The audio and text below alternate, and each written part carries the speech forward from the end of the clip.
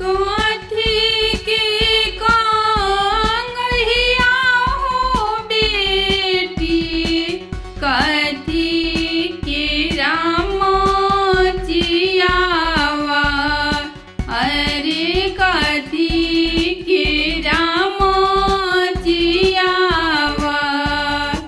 सोने के कांगहिया हो बेटी, रूपे के हो मचियावा,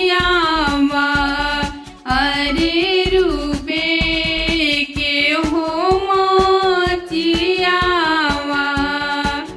मचियावा ठाई हो भाभी झारेली, लंबी हो केसिया झारेली, लंबी हो केसिया। केसिया झारत हो बेटी, नयनमा डरे हो लोरावा, नयनमा डरे हो लोरावा। चुप रहा चुप हो ननद, नयनमा पोछा हो लोरावा, नयनमा पोछा हो लोरावा।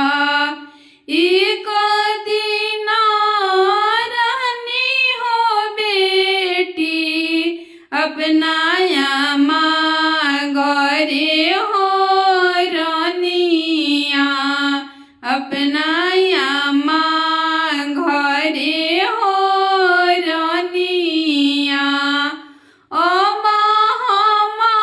अमायने हो बेटी, ससुर के घरवा पतोहिया, ससुर के घरे पतोहिया। सासू के दुलरवा हो बेटी, आमा ऐसन हो मिलले, अरे आमा ऐसन हो मिलले। जइबो ससुरवा हो बेटी, सासू करी